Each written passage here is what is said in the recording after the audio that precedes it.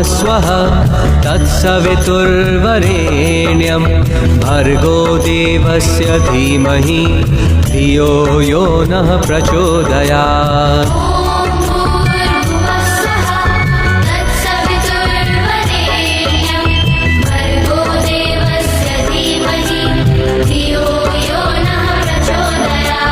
ॐ भूर्भुवस्वः तत्सवितुर्वरेण्यं भर्गो देवस्य धीमहि धियो यो नः प्रचोदयात्।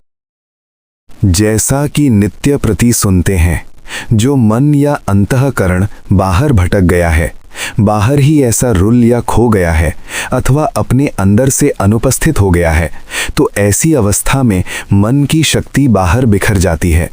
सामान्य मनुष्य जो दूसरों के संग से अर्थात दूसरों से मिलजुल करके जीवन जीना जानता है, उसको अपने आप में कहीं जीवन ही प्रतीत नहीं होता। जब मनुष्य अपने आप में अकेला होता है तो उसे अविद्या अर्थात अज्ञान या ज्ञान शून्य सी अवस्था तंग करेगी, या फिर वो नींद, आलस्य या सुस्ती का सुख लेता रहेगा। और यदि नींद नहीं लेता तो फिर वही मन संसार की उन्हीं तेरी मेरी कल्पनाओं में ही उलझा रहेगा। इस प्रकार उसकी जीवन शक्ति अकेले में भी क्षीण होती रहती है, जैसे कि पहले संसार के कार्यों में हुई है। कारण कि बाहर जो कुछ भी इतना लंबा चौड़ा फैलाव है जिसमें सब खोना ही खोना है, इस अनंत संसार के फैलाव का कोई ठिकाना ही नहीं है। जितना आप बाहर सोचेंगे, भाव बनाएंगे, संकल्प रखेंगे, इंद्रियों को बाहर चलाते हुए शरीर से भी बाहर ही कर्म करेंगे, तो फिर उन्हीं की स्मृति व ध्यान होगा जो सब मन को बाहर ही भटकाता है। बच्चा इसके अतिरिक्त दूसरा कोई एकांत का जीवन जानता भी नहीं है। बाहर का जीवन केवल तंगी, परेशानी, चिंता, अनिद्रा व अशांति का ही है, और इस बाहर के जीवन से मनुष्य शरीर व मन से दुखी होता रहता है।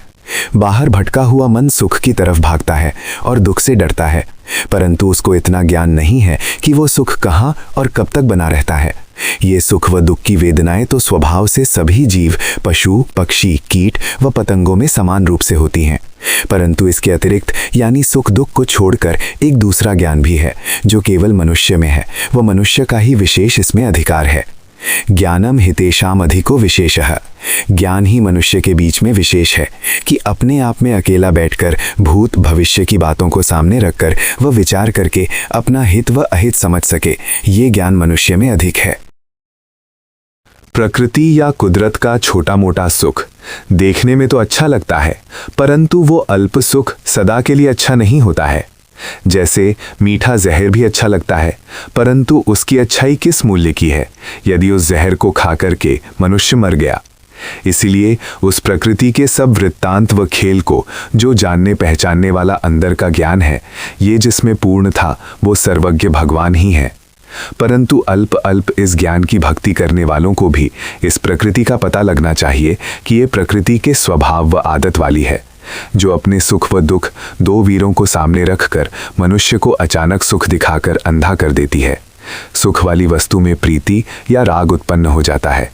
राग में उसी सुख के लिए सोचें, दृष्टियां, संकल्प, भाव आदि व उसी के लिए शरीर से कर्म करता हुआ मनुष्य उन्हीं की स्मृति व ध्यान में रुलता रहेगा। ये सब प्रकृति का खेल जानने से पता लगेगा कि सामान्य जीव को वो प्रकृति अपना परिचय नहीं देती। परम पूज्य भगवान, जिसे हम परमेश्वर करके कहते हैं, वही इस प्रकृति को पूर्ण रूप से जानता था और जान करके इससे रुला बैठा हुआ भी सदा अपने ध्यान में आनंदमय था और अभी भी है। परंतु वो भगवान कहाँ बैठा है इससे हमें ज़्यादा प्रयोजन नहीं है, क्योंकि वो सामान्य जन को तो दृष्टिगोचर नहीं होता। अपने अंदर यदि हम उसको धारण करें, उसके मार्ग को बसाएं और ज्ञान को अल्प अल्प अपने में स्थापित करके उसके अनुसार हम चल सकें, तो समझना भगवान की भक्ति भी ठीक है। वही ज्ञान रूप भगवान जिसने प्रकृति के ऊपर वश पाया था, वही इसके दुखमय बंधनों से पार हो गया था। तो बस उसी ज्ञान रूप भगवान की भक्ति हमें करनी है। मनुष्य के अंदर ही केवल ऐसी बुद्धि है जो सब वस्तुओं को जैसी वे हैं वैसी ही पहचान सकती हैं। इन सांसारिक वस्तुओं से प्राप्त होने वाला सुख थोड़ी देर का है और अंत में दुख में ही समाप्त होने वाला है। यदि वो सुख प्रकृति के सुख दुख में ही बदलने वाला है, तो ये समझने का प्रयास करें कि सदा रहने वाला वो कौन सा सुख है जो कि अंत में दुख रूप नहीं होता। ये सारा ध्यान का कार्य है, जिससे कि थोड़ा एकांत में जीवन को समझना है। ध्यान तो सभी मनुष्य कर सकते हैं, चाहे वो किसी भी क्षेत्र में हो, जैसे डॉक्टर, अध्यापक, वकील, नौकरी पेशे वाले ध्यान करके ही अपने अपने व्यवसाय को सफल बनाते हैं। परंतु इस संसार का जो कुछ भी है ये तो स्वाभाविक है, परंतु इस संसार से थोड़ा मुख मोड़ करके, अर्थात उसकी तरफ से ज्ञान को थोड़ा घुमा करके अपने अंदर की वास्तविकता को पहचानना, ये ज्ञान उसी को होगा जो कि थोड़ा सा इस संसार के प्रलोभन, लालच व खिंचाव को जीत सकेगा। खिंचाव इसके ज्यादा दो ही हैं।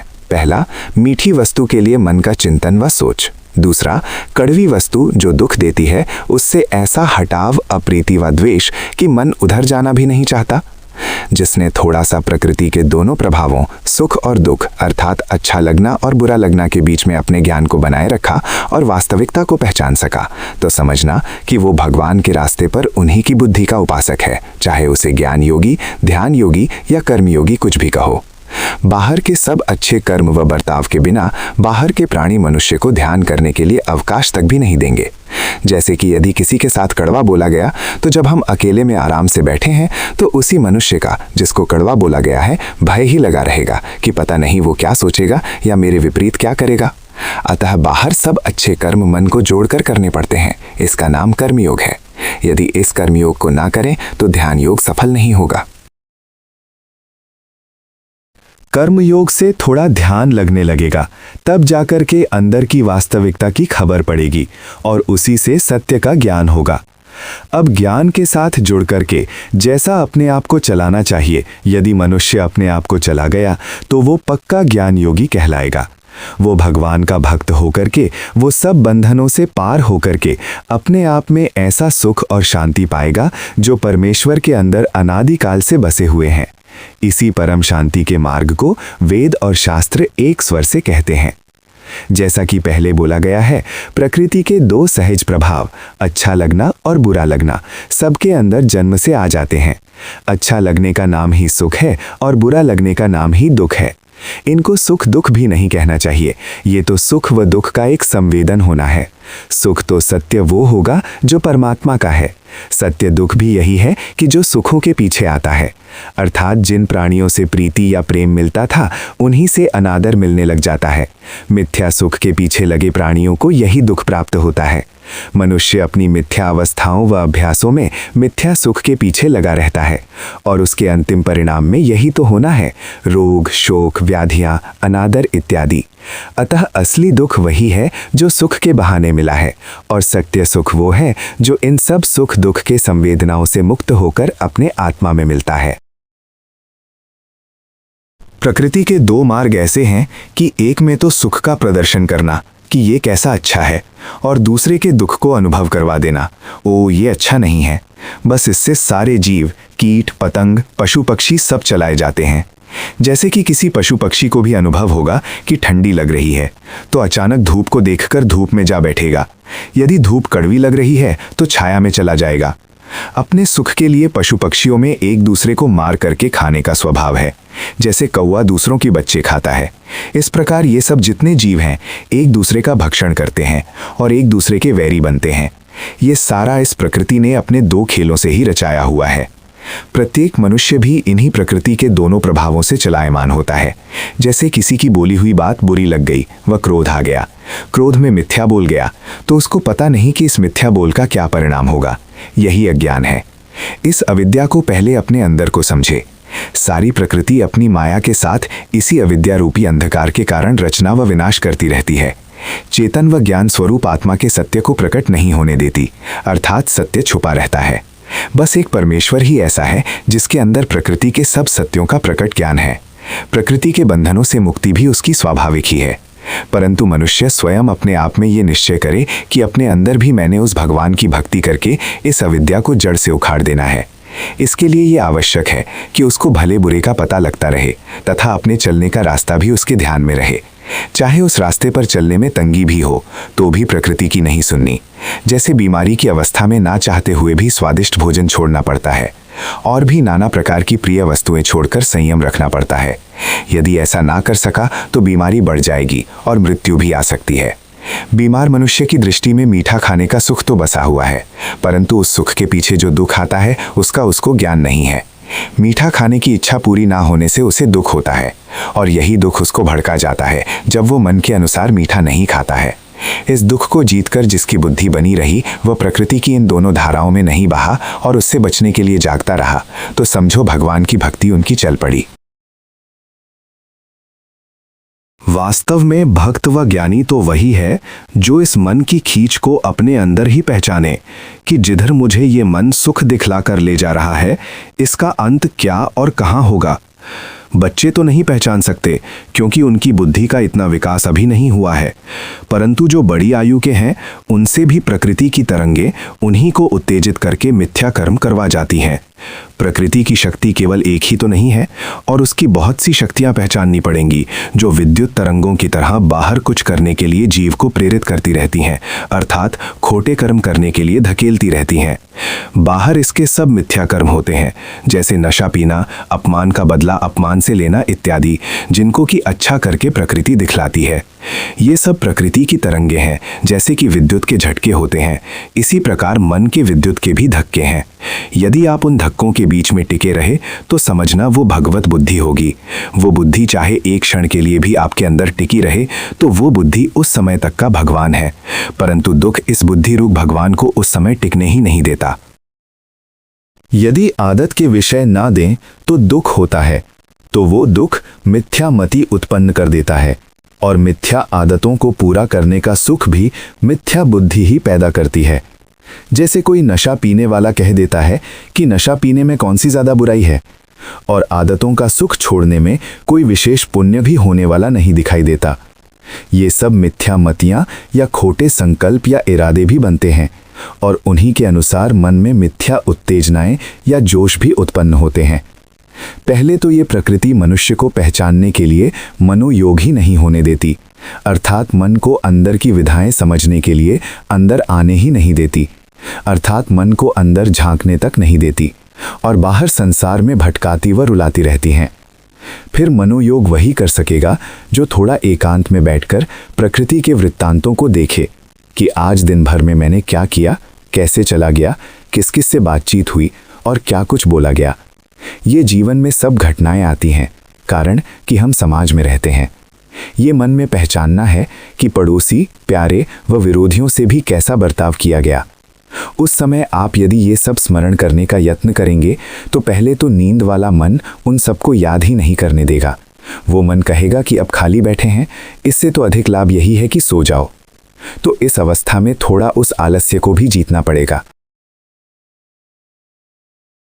यदि आप आलस्य को जीतना चाहेंगे तो मन दूसरे प्रकार के भाव जैसे संशय कि कहीं नींद टालने से मस्तिष्क न खराब हो जाए, चिढ़ व क्रोध पैदा करेगा। यदि इन प्रकृति के विकारों को शांत करने की भक्ति आपने शुरू कर दी तो ये भी एक ध्यान का मार्ग है और ध्यान के साथ साथ ज्ञान उत्पन्न करके और उसको बनाए रखकर परम ज्ञान रूप परमात्मा तक पहुंचने का रास्ता है। संशय, चिढ़, इच्छा और व्यर्थ के प्रकृति के विकार आने पर मनुष्य को इस प्रकार से चलाकर ले जाते हैं कि जिसमें मनुष्य का कोई वश नहीं चलता, अर्थात उनको टालने के लिए वो असमर्थ रहता है। वो पुनः मिथ्या कर्मों में ही प्रवृत्त हो जाता है, अर्थात लग जाता है। उनको टालने का सामर्थ्य भी उस मनुष्य को अपने आप में नहीं प्रतीत होता और ना ही बुद्धि कार्य करती है। इस अवस्था में इन विकारों को शांत करते हुए, थोड़ा नींद को भी जीतते हुए आधा, पौन, 1 या 2 घंटे बिताने का प्रयास करे और मन में विचार करे कि व्यर्थ की बातों में भी 4-4 घंटे रात्रि को बिता देते थे। फिर ऐसा करने पर जब मन खाली होगा तो मन में दिन की स्मृतियां आएंगी कि उसने मुझे यूं बोला था, मैंने ऐसा किया कि मेरे से उसको कड़वा बोला गया, उसने मुझसे क्रोध में बोला, वह अपना अहंकार दिखा गया। इस प्रकार मन अपने भले के ज्ञान व भगवान के ध्यान की बजाय संसार के ध्यान में ही घसीट ले जाता है, जो कि सब मिथ्या ध्यान है। यहाँ पर यदि वो चेत गया तो बस समझो चेतन हो गया। जैसा कि आप लोग शास्त्रों में सुनते हैं कि चेतन मुक्त है, चेतन सब बंधनों से परे है। चेतन नाम है चेताने का, अर्थात सही ज्ञान में अपने आप को स्थित करने का और करते जाने का। चेतन से विपरीत जिस समय प्रकृति खींच करके ले जा रही है तो समझो जड़ मन है, जड़ बुद्धि वाला जीव ही बंधा है। परंतु जब आपने अपने अंदर समझ लिया कि ये प्रकृति की शक्ति किधर ले जा रही है, अर्थात इस वस्तु या घटना की याद दिलाई है जो कि कार्य हो गया है और जिसका अब कोई प्रयोजन भी नहीं है, इस प्रकृति की दुख की ओर ले जाती हुई धारा को पहचान लेना कि ये मिथ्या दुख की ओर ले जा रही है, यहीं से मनुष्य का चेतन होना आरंभ होता है। यही चेतन होना है।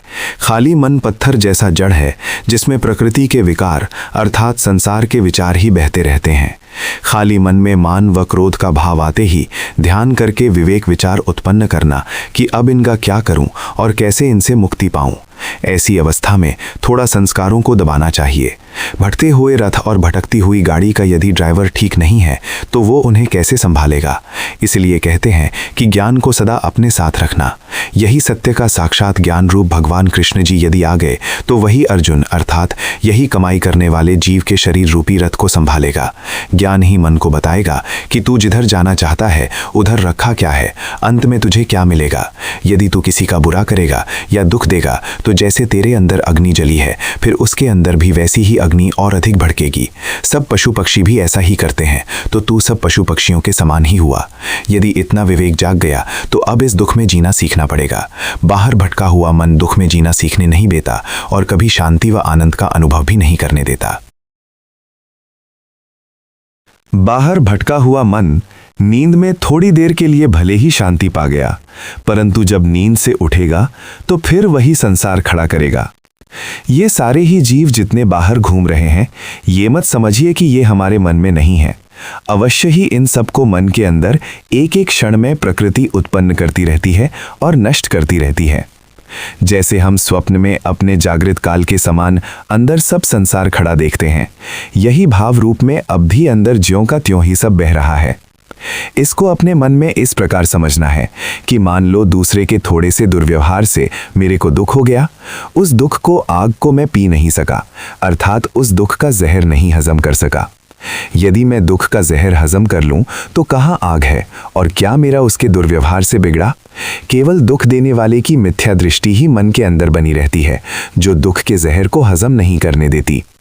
यदि इस मिथ्या दृष्टि का नाश अंदर देखते देखते कर दिया जाए तो आत्मा का सुख प्रकट हो जाता है। परंतु प्रकृति मिथ्या दृष्टि को बनाए रखना चाहती है और अपनी इच्छा अनुसार ही मनुष्य को चलाती है। जिस प्रकार पशु को डंडा लिए जिधर चाहे हाँक सकते हैं, वैसे ही ये माया 3 गुणों वाली मिथ्या तृष्णा के बल का डंडा लिए सब जीवों को ऐसे ही हाँकती है और प्रेरित करती है कि चलो उस तरफ ही जिधर बचपन से चलते आ रहे हो। अब भगवान ही है परमेश्वर ऐसा जो इससे पार होकर के अर्थात निकल करके वह इस माया को पूर्ण पहचान करके इसके ऊपर बैठा है। यदि उसी भगवान के गुण, वीर्य व सब भाव जितनी मात्रा में हमारे में आ गए तो समझो उतनी उसको भक्ति हमसे हो गई। परंतु ये प्रकृति उस भगवान के गुण अंदर नहीं आने देती, कारण कि उस प्रकृति का राज्य भगवान के उन वैराग्य, संतोष आदि गुणों के आने से समाप्त होता है। एक प्रकार से ये संसार की शक्ति जो मन में बचपन से बैठी है, कहती है कि सब कार्य उसी मार्ग से करो जैसे संसार कर रहा है। अब यदि आपने पंडा नाम की बुद्धि जगा ली जिससे पंडित बनता है तो पांडु की संतान आप हो जाएंगे। अर्जुन या धर्म की कमाई करने वाला बनकर और ज्ञान जगा जगा करके यदि आप अपने शरीर को ठीक मार्ग पर चलाते गए तो आपका रथ अंत में ऐसा चलेगा कि सब विकारों व दोष रूप कौरवों को समाप्त करके अंत में जाकर के शांत राज्य पाएगा। आपको पता चलेगा कि अपने अंदर ही ये महाभारत युद्ध है। तो अब इस महाभारत युद्ध को अपने अंदर ही देखना पड़ेगा। इसके लिए पहले उस मिथ्यामति को पहचानना है कि मिथ्यामति आ गई या बन गई और वो अग्नि लगा गई। अग्नि किसमें लगेगी? आपको प्रतीत होगा कि आग अपने अंदर बुद्धि या समझ में लगेगी। वो सोचेगा कि देखो जी, उसने मेरे से दुर्व्यवहार कर दिया, वो दुष्ट मनुष्य है। अब मनुष्य तो सारे एक ही हैं, चेतन सब में एक ही है। वो मिथ्या व्यवहार करने वाला आपके लिए तो दुष्ट बन गया, किसी के लिए मित्र, प्यारा, सज्जन भी तो है। इसलिए वास्तविकता को देखो, कोई भी दुष्ट नहीं है, केवल आपकी दृष्टि में ही दुष्ट है। वास्तविकता ये है कि जो हमारी देह की मशीन को चला रहा है वही सब की देहों की मशीनों को चला रहा है। जो हमारे अंदर रक्त संचार करना, भोजन पचाना, नींद में श्वास खींचना आदि सब कार्य करता है, वो हम आप नहीं हैं जो बाहर मैं तू करके घूम रहे हैं। जैसे हम तो नींद में सो गए, हमको क्या पता लगता है कि कहाँ कौन कैसे श्वास चला रहा है। 2 पशुओं के लड़ते समय उनके शरीर की मशीन कैसे चलती है, वो कौन सी शक्ति है जो ज्ञान के साथ सबको चला रही है। उसको यदि आप पहचानोगे तो पता लगेगा कि इसका नाम परमात्मा है। आप इस परमेश्वर पर दृष्टि रखो, बाकी दुष्ट बैरी पर दृष्टियां मत रखो। परंतु इस ज्ञान रूप चेतन परमेश्वर पर प्रकृति दृष्टि व पहचान नहीं खुलने देती। प्रकृति सब में एक चेतन न दिखलाकर उनके भिन्न भिन्न रूप का ज्ञान कराती है, जैसा कि जीव ने बचपन से समझ रखा है। अपने मन को बोल बोलकर समझाओ कि देखो मन, तू उसकी दृष्टि कर रहा है जो कि सत्य नहीं है। ये ठीक है कि उसका बर्ताव एक क्षण के लिए दुष्टता का था, जैसे तेरे लिए उसका एक क्षण के लिए दुष्टता का बर्ताव था और किसी दूसरे के लिए उसका सज्जनता का बर्ताव भी हो। तो बताओ, ऐसी अवस्था में उसको दुष्ट कहा जाए या सज्जन कहा जाए? एक क्षण के बर्ताव से किसी को दुष्ट या सज्जन का नाम देना ठीक नहीं। ना तो वो सज्जन है और ना ही दुष्ट है। यदि है तो एक ही है चेतन, जो क्षण क्षण शरीर में चेत रहा है और चेत करके इस शरीर की मशीन को चला रहा है। भागते हुए कुत्ते के अंदर भी जो चेत रहा है वही चेतन है। अब ये ठीक है कि उसके अंदर एक ऐसा जीव बैठा है जिसकी दृष्टि रोटी पर है कि कहाँ खाने को मिलेगी। एक रोटी को पाने के लिए एक कुत्ता जीव भाव से दूसरे कुत्ते को कभी भी नहीं देखना चाहता। इसी तरह हमारे अंदर भी बस वो राग द्वेष रूपी यदि कोई दूसरा कुत्ता आ गया, भौंकने लग गया कि ये क्यों मेरे अधिकार क्षेत्र में आ गया। इस प्रकार से ये तो प्रकृति के खेल हैं, परंतु आपने पहचानना है कि एक ही चेतन तो सब में है और एक ही है, चाहे कोई भी जीव हो। यदि मन की इस चाल कुचाल को समझते हुए अंतिम परिणाम सोचने लग गए तो इसका नाम ही विवेक है। इस विवेक को अपने अंदर जगाना है। वो विवेक चाहे 2, 3, 5 या 10 घंटे में जागे, चाहे नहीं भी आज जागे, वो वर्षों में जाकर के जागे। पुरुषार्थ इसको जगाने में करते रहना है। यदि इस जन्म में विवेक नहीं जागा परंतु जगाने के लिए आप हिम्मत करते रहे तो कम से कम आप मनुष्य को बुद्धि तो लेकर के मरे, क्योंकि केवल मनुष्य को ही इतना अधिकार है कि वो सोच समझकर भले बुरे को पहचान सकता है। चाहे वो भला बुरा अभी पहचानने में ना भी आए, परंतु मनुष्य सोचने के लिए उस विषय के अंदर मन को तो लगा सकता है। यही मनोयोग है। जो मनुष्य कम से कम भले बुरे की पहचान करने के लिए अपने मन के साथ जुड़ता है और ध्यान का अभ्यास करता है और भगवान में श्रद्धा रखता है, तो कम से कम मनुष्य तो रहेगा ही। यदि ऐसा यत्न करते करते मर भी गया तो भी आगे वही मनुष्य का ही जन्म पाएगा। इसके लिए आत्मसंयम करना पड़ता है। जैसे भोजन चाहे कितना ही स्वादिष्ट है, परंतु यदि वो स्वास्थ्य के लिए अनुकूल नहीं है तो आप उसको दुख रूप समझकर त्याग देते हैं। इसी प्रकार दुख मान करके भी उस अपमान के जहर को हजम करना है, अर्थात समाप्त करना है, जो उसके दुर्वचन दुर्व्यवहार से हो रहा है। यदि आप मन से भी उसका बुरा करने के लिए कभी तैयार नहीं है तो समझो आपने दुख का जहर हजम करना सीख लिया है। शंकर भगवान ने जहर हजम किया था जो समुद्र के मंथन करने से निकला था। ये सारा संसार ही भवसागर है जो समुद्र के समान है।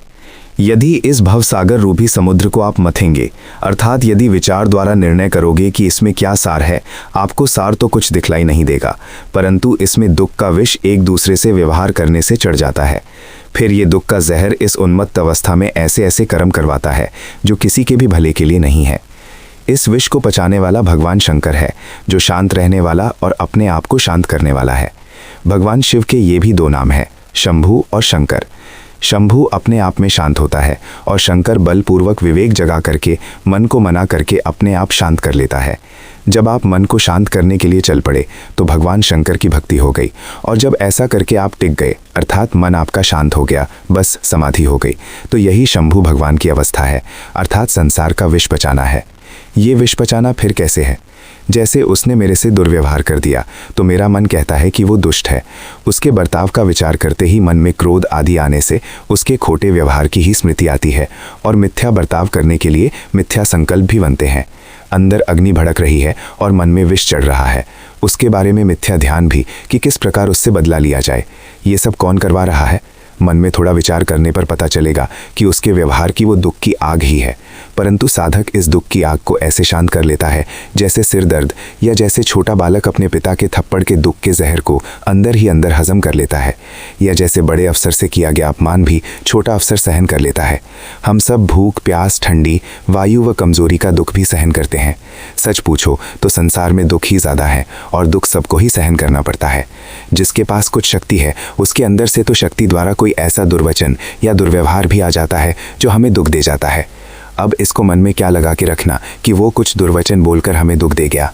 ऐसी अवस्था में अपने मन को समझाना कि वो मनुष्य कोई दुख देने वाला नहीं है, केवल उसके अंदर बैठी हुई एक शक्ति ही उस समय ऐसा करवा गई। तो कोई ऐसी बात नहीं।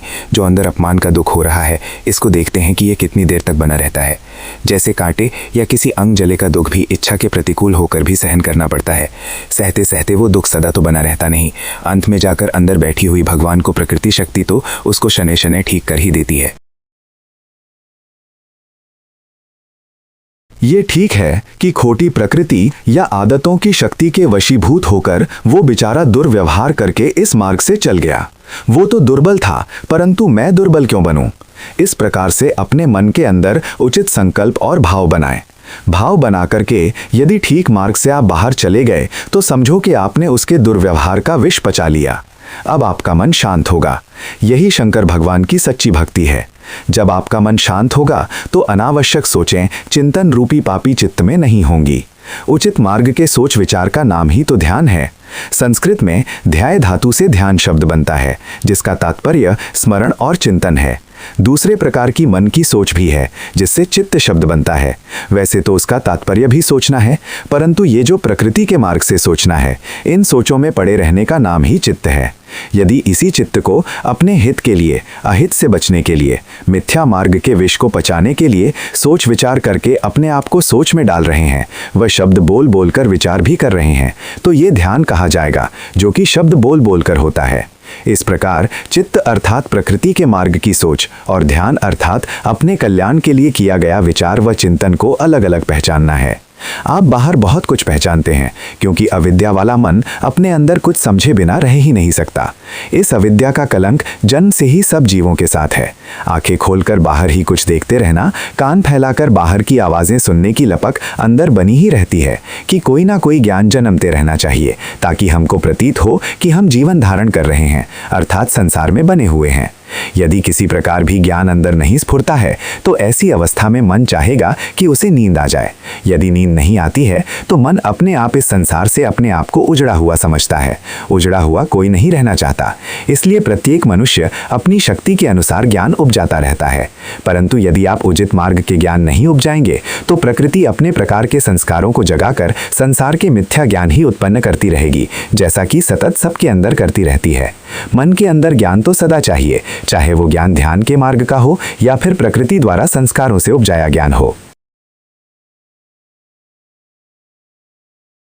यदि आप अंदर ही काम, क्रोध, राग, द्वेष, मान, मोह, ईर्ष्या, मत्सर व अविद्या आदि को पहचानने में लगे रहे और ध्यान में मन पड़ गया, तो आपकी ऐसी समाधि लगेगी कि संसार कहाँ बस रहा है इसका आपको पता ही नहीं चलेगा।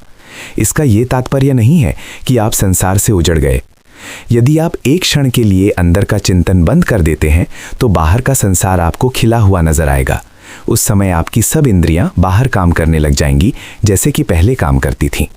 यदि आपका ध्यान रूपी चिंतन का मार्ग अभी नहीं जागा है तो मन बाहर की वस्तुओं में ही उलझा रहेगा और शक्ति अर्थात जीवन शक्ति जो हमारे अंदर प्राण रूप से बसी हुई है वो भी बाहर ही भटकती जाएगी। ये प्राण शक्ति ज्ञान के बाहर भटकने से ही उसके साथ बाहर भटकती रहती है, कारण कि जहाँ पर हमारी समझ होती है वहीं पर प्राण शक्ति भी रहती है। ये ज्ञान भी बाहर के प्राणी व पदार्थों में उलझा रहने से प्राण भी बाहर ही भटकता रहता है। यदि ये ज्ञान बाहर संसार से छुट्टी पाकर अपने अंदर एकत्रित हो तो उस ज्ञान के साथ प्राण शक्ति को भी अंदर एकत्रित होने का अवसर मिले। जैसे नींद में बाहर सबको अर्थात सब संसार के प्राणी व पदार्थों की सोच को भूलकर मन के साथ साथ प्राण शक्ति अंदर आकर इकट्ठी होती है तथा अपना सुख देती है, उसी प्रकार जागते जागते भी बाहर के संसार को ठोकर मारकर मन व प्राण शक्ति के अंदर एकत्रित होने से सुख प्राप्त होता है। अब प्रश्न उठता है कि बाहर के संसार को किस प्रकार ठोकर मारकर इस सुख को जागते जागते प्राप्त करें। ऐसी अवस्था में अविद्या कहती है कि ज्ञान बिना मनुष्य को जीने नहीं दूंगी। यदि ध्यान द्वारा उत्तम ज्ञान अपनी भलाई के लिए अंदर उत्पन्न नहीं होते तो बाहर संसार के मिथ्या ज्ञान ही संस्कारों द्वारा उत्पन्न होंगे व मिथ्या दृष्टियां बनेंगी। जैसे कि किसी को दुष्ट, चोर आदि समझ लिया, ये मिथ्या दृष्टि ही है जो कि अपनी दृष्टि में ही है। मिथ्या दृष्टियों के बनने के साथ मिथ्या ही इरादे व संकल्प होंगे, फिर इन संकल्पों को पूरा करने के लिए क्रोध और अन्य उद्वेग भी आएंगे और साथ साथ कुछ करने की योजनाएं भी चल पड़ेंगी। इस प्रकार का सब सांसारिक चिंतन मिथ्या ध्यान ही है। मिथ्या ध्यान से मिथ्या कर्म बनेंगे। यदि सर्व जीवन इसी प्रकार मिथ्या ध्यान करने से चलता रहा तो समझो वो निरर्थक जीवन व्यतीत हो गया। ये साधारण जीवन का मार्ग तो प्रकृति का ही है। इस प्राकृतिक जीवन के स्थान पर भलाई वाला धार्मिक जीवन बनाना है। इसके लिए मिथ्यामति को उत्पन्न होते ही पहचानना पड़ेगा और ऐसा करने के लिए एक क्षण भी व्यर्थ ना जाए, अर्थात आपको मिथ्या बुद्धि, मिथ्या भाव बनते ही तुरंत उसकी पहचान होनी चाहिए और उसको पहचान कर ध्यान द्वारा मूल से निकाल देना चाहिए। मिथ्या भाव समाप्त होते ही मन हल्का हो जाएगा। इसी में ही भगवान के आनंद का स्वरूप प्रकट होगा। ये उस भगवान के भक्त का कार्य है, अर्थात भगवान के आनंद की प्राप्ति उसको होती है जो अपने आप में साक्षी रूप से देखने का कार्य भगवान की ओर यात्रा करने में सहायक है। अच्छे भाव बनते बनते गहराई में पहुंचने पर वो कभी दुष्ट भी दिखने वाला मनुष्य सज्जन नजर आएगा, जो कि मिथ्या भाव के कारण दुष्ट दिखाई दे रहा था। उस समय मन में भाव उत्पन्न होगा कि इसके सुख में भी मुझे सुखी होना चाहिए और बेचारे के दुख में हमदर्दी रखनी चाहिए। वो अपने स्वभाव से जो कुछ भी उस समय के चक्कर में अर्थात अवसर की प्रेरणा से कर गया, उसको अधिक अपने मस्तिष्क में बसाना ठीक नहीं है। इस प्रकार यदि रिक्त बैठे बैठे आपने मन को लगाना सीख लिया तो आप अकेले में इस तरह भली भावना करते करते घंटों व्यतीत कर सकेंगे और आपको समय व्यतीत होने का भी पता नहीं चलेगा। ऐसी अवस्था में यदि किसी की मृत्यु भी हो गई तो वो ब्रह्मलोक को जाएगा। इसी को शास्त्र में ब्रह्मलोक कहा है। जब आप मन को राग रहित करते हैं, दूसरे के द्वारा दिया गया छोटा मोटा दुख भी सहन करते हैं, आप किसी दूसरे को दुख भी नहीं देते हैं और सब अच्छे कर्म करते हैं, तो समझो आप इंद्रियों के लोक में रहेंगे। इस लोक में देवताओं की तरह स्थूल शरीर तो नहीं होगा, परंतु आंख, कान, नाक आदि सब इंद्रियों वाला सूक्ष्म शरीर तो मृत्यु के बाद भी बना रहेगा। ऐसी अवस्था में आप सब संसार को देख रहे होंगे। यही स्वर्ग लोक है। ध्यान लोक जिसमें आत्मा बना रहेगा, वहां भी ये ध्यान करते रहेंगे। सब लोग इसके ध्यान में होंगे और उसके बीच में उसकी मस्ती व आनंद होगा। इस रीति से ध्यान को जगाकर शुद्ध मति बनानी पड़ेगी। सब जीवों के प्रति मिथ्या संकल्प छोड़कर शुद्ध संकल्प बनाने होंगे। प्रकृति के काम, क्रोध, लोभ, मोह, ईर्ष्या, मत्सर आदि विकारों को छोड़कर मैत्री, करुणा, मुदिता, उपेक्षा, शील, संतोष, क्षमा, दान आदि भगवान के निर्मल गुणों के भावों को उपजाता जाए। यही अकेले में चेतन होना कहा जाता है। चेतन सब बंधनों से रहित होता है। यदि मनुष्य चेतन नहीं हुआ तो उसको मुक्ति नहीं मिल सकती। जड़ की कभी मुक्ति नहीं होती है। चेतन नाम अपने आप को अंदर चेताने का है। जैसे राख में दबी हुई अग्नि को घास फूस डालकर परिश्रम से फूंक मार मार कर चिताया जाता है और ऐसा करने पर अग्नि जलने लग जाती है। इसी प्रकार प्रकृति का जड़ बनाया हुआ मन जो विकारों की भस्म में दबा हुआ है, कुछ चिताना पड़ेगा। ज्ञान तो अंदर है, अर्थात सान की आग कहीं बाहर नहीं गई है। वैदिक ऋषि लोग पुरानी रीति से अग्नि को चेतन करके वेदी में बसाते थे और उसमें हवन करते थे। घी की आहुति देते थे जो कि प्रीति का प्रतीक थी। इस प्रकार सब दोषों को अपने शरीर रूपी वेदी के अंदर ही हवन करना है, परंतु ऐसा करते समय प्रीति रूपी घी की आहुति देनी आवश्यक है, अर्थात चिढ़ते हुए नहीं, परंतु प्रेम के साथ समझ समझकर अपने दोषों व विकारों को निकालना है। यदि किसी ने अपने मन के अंदर इस प्रकार करना जान लिया तो समझो ये उत्तम यज्ञ और हवन है। इस यज्ञ द्वारा सब बंधनों से मुक्ति मिलती है। इस प्रकार अंदर ही ज्ञान रूपी अग्नि को अपने मन रूपी हवन कुंड में प्रेम से चिताना है। जैसे गीता में कहा है कि ज्ञानार्णः सर्वकर्माणि भस्मसात् कुरुत अर्जुन। इसका तात्पर्य है कि हे अर्जुन, यदि ज्ञान की अग्नि चेतन करोगे तो वो अग्नि सब कर्मों को भस्म कर देगी। जो कर्म प्रकृति ने अंधा या विवेक शून्य बना करके अभी तक कराए हैं। मन के अंदर मिथ्या दृष्टि दुख के कारण से बनती है। मिथ्या दृष्टि तथा मिथ्या संकल्प आदि स्थानों पर जो मिथ्या शब्द का प्रयोग है, वो कल्याण के मार्ग को रोकने वाली दृष्टि व भावों को सूचित करवाता है। दुख से अधिक भय करना ठीक नहीं है। अपने मिथ्या स्वभाव के टालने व किसी के दुर्वचन सहन करने के दुख से घबराना नहीं है, परंतु मन को समझाते हुए सहन करना है। अपने मन से सब अच्छे कर्म करना व इसके मिथ्या भाव हटाने का दुख सहन करते जाना है। अपनी इंद्रियों के शमन करने का दुख सहन करते हुए मन को रोकना है। ऐसा करते हुए तंगी नहीं माननी है। जैसे भगवान शंकर ने संसार का विष पीकर पचा लिया था, वैसे ही मन की तपन को अंदर ही अंदर सहन करके पी जाना है। ये सच्ची शंकर भगवान की भक्ति है। यदि थोड़ा भी कहीं संसार में मन उलझा हुआ है, अर्थात मन के अंदर गांठ पड़ी हुई है, तो वही उलझन मन को बाहर ले जाती है। जैसा कि ऊपर बताया गया है कि एक समय के मिथ्या बर्ताव को लेकर ही मन ने उसके बारे में उसी प्रकार की वैरी आदि की मिथ्या दृष्टि बना दी, जो कि सत्य नहीं है। सत्य तो सबके अंदर एक परमात्मा ही है। किसी व्यक्ति की वैरी या दुष्ट इत्यादि की मति बनाना ये कल्याण के रास्ते में उपयोगी नहीं है, क्योंकि ऐसी दृष्टियों से वैर तथा क्रोध इत्यादि ही उत्पन्न होंगे। इससे सारा कल्याण का मार्ग बंद होगा। इसीलिए ऐसी सब दृष्टियां मिथ्या दृष्टियां कही गई हैं। क्रोध, मान व अहंकार आदि प्रकृति के मिथ्या भाव ही इस संसार में बांधने वाले हैं। भगवान के गुण नम्रता, थोड़ा दुख सहन करना, थोड़ी तपस्या करना, सुख के त्यागी बन जाना, दूसरों के सुख में सुखी होना, दूसरों के दुख में दयावान होना आदि सब उत्तम भाव हैं। संसार के भाव, जिनका ये सब बाहरी संसार चित्रण है, आपके सामने बाहर है। इसी प्रकार मन के अंदर के उत्तम भाव हैं। दुख को सहन करने से ही भगवान में भक्ति उत्पन्न होती है। ज्ञान के बिना व साधना के दुख को सहन किए बिना भक्ति पैदा नहीं होती है। भगवान सबसे निराला व अत्यंत मुक्त होकर अपने आनंद धाम में रहता है। सारा संसार उसमें आराम से बस रहा है। यही तीर्थ यात्रा है, अर्थात भगवान को पाने के लिए तैरना रूप यात्रा है। संसार से तैरकर पार पहुंचने के लिए जो यात्रा है, वही तीर्थ यात्रा है। तीर्थ नाम तैरने का है, तैरना रूप यात्रा का नाम ही तीर्थ यात्रा है। मोक्ष का तात्पर्य बंधनों से छुटकारा और उससे होने वाली जन्म मरण आदि दुखों की मुक्ति है। जब मन संसार में बांधने वाले बंधनों से छट जाता है, तो समझो उसका मोक्ष हो गया, अर्थात मुक्ति हो गई। बाहर का संसार छूट गया तो अंदर प्राण शक्ति एकत्रित हो गई। जैसे नींद सब विषयों को ठोकर मारने से सुख देती है, ऐसे ही जागते जागते उसको सुख मिलने लग गया। तो वो अपने आप समझेगा कि जो करना था सो कर लिया, जो पाना था वो पा लिया, अब कुछ पाने का नहीं है। ये जीवन तो अनंत है, वह आनंद भी अनंत है, क्योंकि ये आनंद किसी बाहर की शर्त व कारण से नहीं मिला है, तथा अंदर अपने आप स्वभाव से ही होने वाला है। ज्ञान रूप आत्मा तो कभी मरता नहीं और इसका अंत नहीं, इसीलिए अनंत है। इसीलिए यदि इसमें ही बाहर के कारण के बिना केवल बंधनों से छुटकारा होने से सुख प्रकट हो गया, तो ये सुख भी अनंत ही होगा। वो सारे संसार में एक ही बसा बैठा है, तो बताओ ये उसका आनंद कैसे मरेगा? तो ऐसे मनुष्य को कहते हैं कि अजर, अमर व मुक्त हो गया। ये सब अपने आप करने का है। इस प्रकार यदि अपने अंदर एक एक बंधन पहचान लिया, तो समझो ज्ञान दृष्टि खुल गई। शंकर भगवान का तीसरा नेत्र जाग गया और अपने में दुख का जहर पीना आरंभ कर दिया। उसको यदि ये भक्ति चलती रहेगी, तो अंत में जाकर के ये आत्मा ऐसे स्थान पर पहुंच जाएगी जहां पर वो भगवान पहले ही बैठा हुआ है।